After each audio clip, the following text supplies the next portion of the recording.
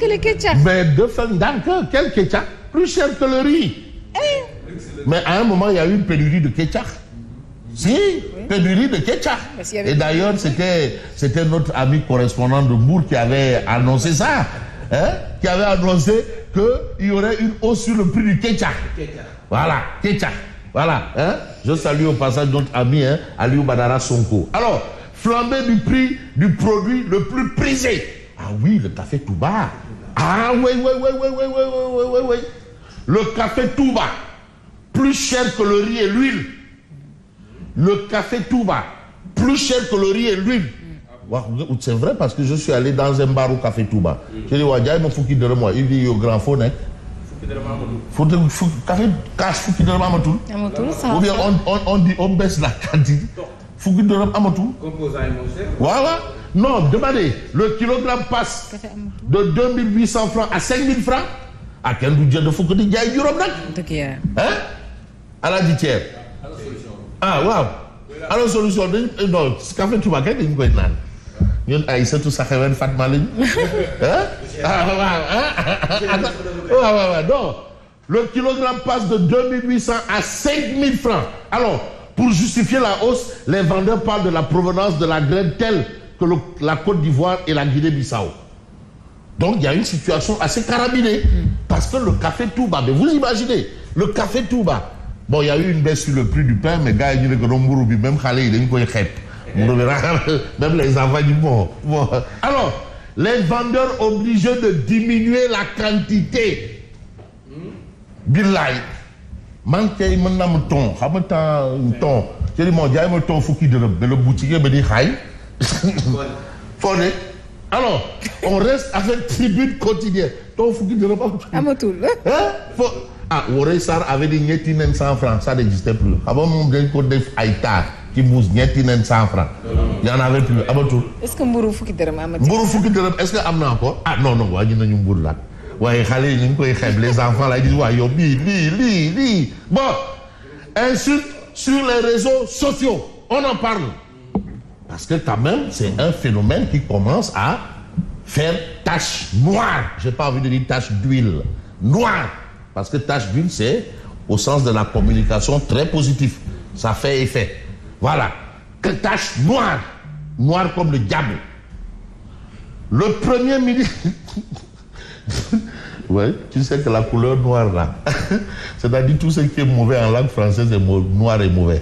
Le diable noir comme le diable, noir, j'ai des idées noires, le bouton noir, tout est noir, c'est comme noir. C'est-à-dire même le noir, c'est négatif. Alors, le premier ministre Sonko menace encore la presse.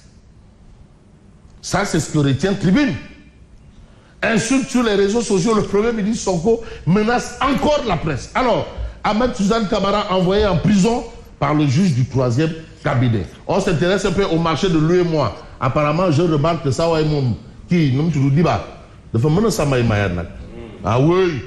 En tout cas, le Sénégal lève 66 milliards de francs CFA.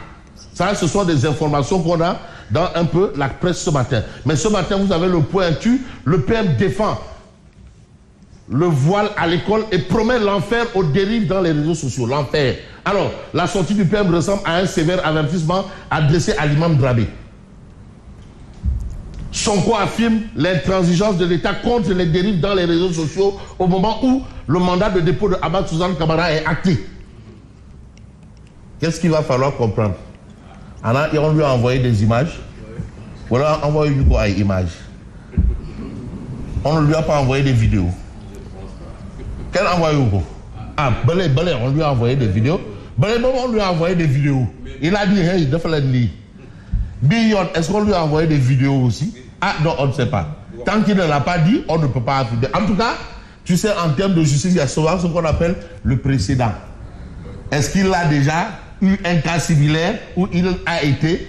Mais est-ce que c'est le cas? Est-ce que ce qui s'est passé la dernière fois, c'est ce qui s'est passé aujourd'hui? En tout cas, le point actuel évoque une similitude, un lien, peut-être ou peut-être pas.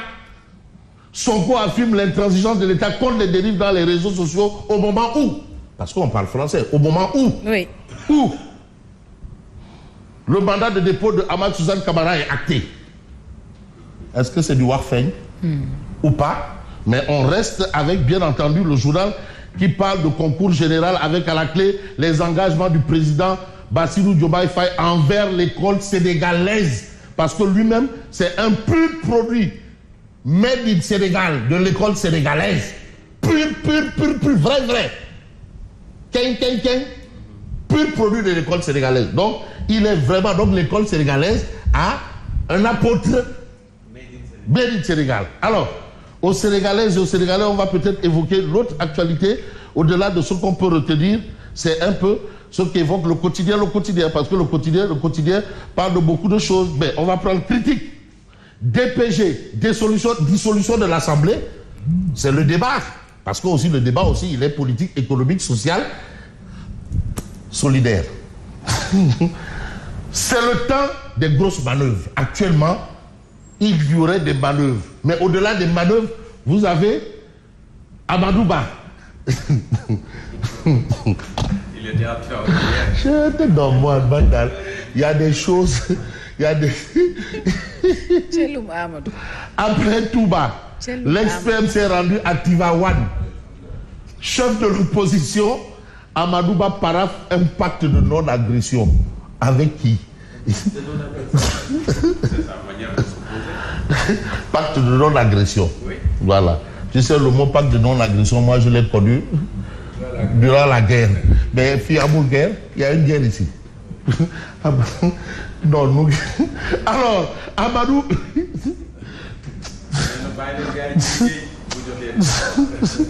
Ouais, Amadou Dal. Amadou Dal, de se gebere. Ouais, de sol ngemb bi. Fii moom yére njul yi amul fi place. Alors, excusez-moi, mais vraiment, c'est assez compliqué. Mais on va peut-être évoquer un autre point, c'est l'I quotidien qui parle du concours général 2024, Bassirou Diomaye Faye. Le Sénégal a besoin de scientifiques. Le Sénégal, mais il faut toujours chercher l'équilibre, hein, a besoin de scientifiques. Bon, comme le professeur titulaire Marie-Théo est à côté de lui, il pourra peut-être lui donner la clé ou la solution. Solution des solutions. Vous avez invité de l'ITV l'hommage de Mounirou Sy à l'ancien PM Boun Abdallah Dionne. L'ancien PM Boun Abdallah Dionne, qui est arrivé avant-dernier à la dernière présidentielle. Avant-dernier. Et le dernier, c'est qui a viré Ndare à la dernière présidentielle, malgré tout. Mais tout peut-être sur l'actualité avec les échos. Conclusion des assises nationales et recommandations de la CNRI. La société civile rappelle à Diomaye ses engagements. Clair, net. Pourquoi le président de la République prend-il plus de 100 jours sans répondre à notre correspondance? Ça, c'est la société civile.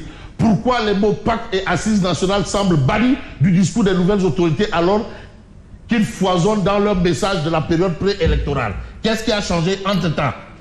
Ce sont les positions ou bien c'est quoi? Jikko kuy wut. waaw du jikko. da ngay bàyyi ba mu am nga doog a xam. Qu'est-ce que doog a xam jikkoom. Certains vous diront qu'il faut, pour connaître la vraie personne de tout un chacun, il faut le laisser donner le pouvoir. Et vous saurez. Il avait pris l'engagement écrit de traduire les objets du pacte plan d'action et réalisé dans le courant de la première année de son mandat. Ousmane Sonko sort la cravache par rapport à justement un certain nombre de choses, nous l'avons évoqué tantôt.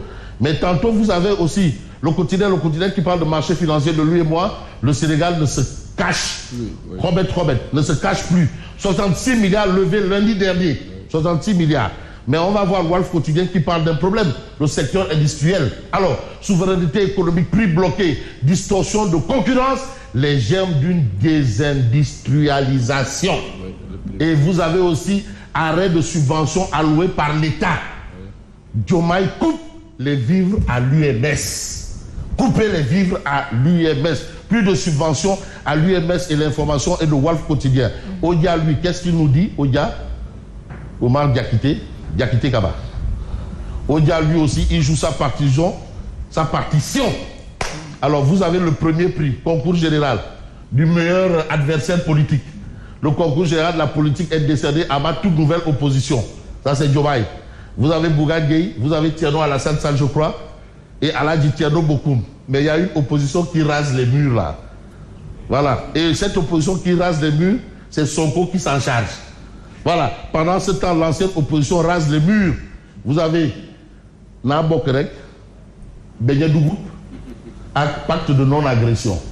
En attendant, Amadouba. En attendant, merci et bonne continuation.